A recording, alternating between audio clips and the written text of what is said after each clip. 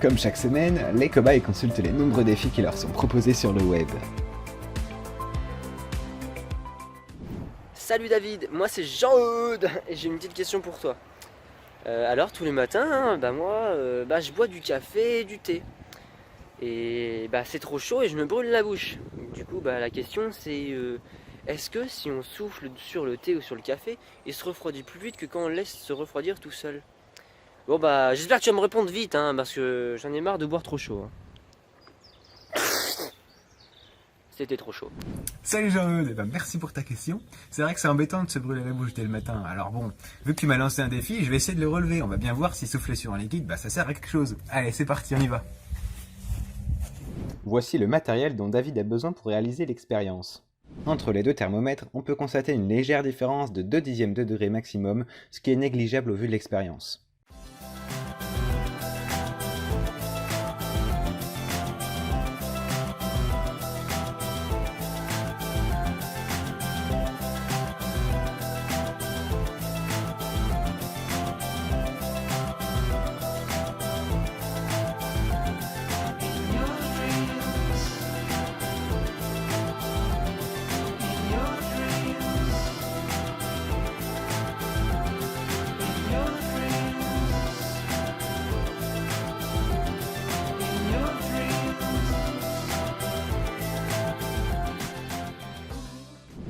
Et maintenant, qu'en est-il des résultats?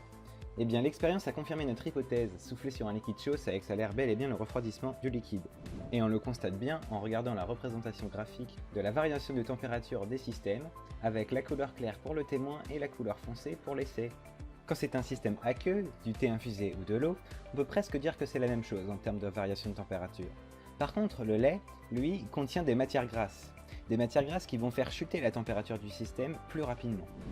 En soufflant sur de l'eau, on perd environ 44% de la température initiale au bout de 15 minutes, contre 21% au bout de 15 minutes sans souffler dessus.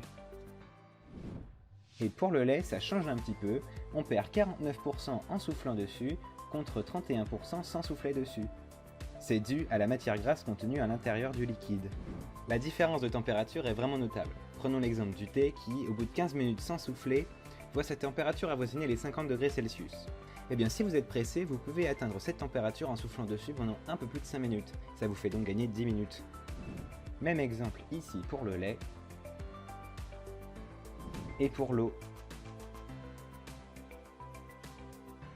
C'est donc bien plus pratique de souffler sur sa boisson pour la refroidir.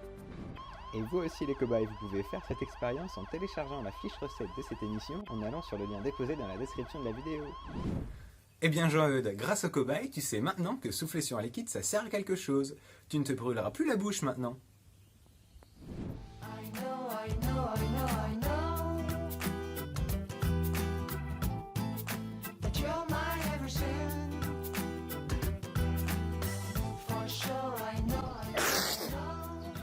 C'était trop chaud. Bon, il est un peu tiède. Le mien est plus chaud.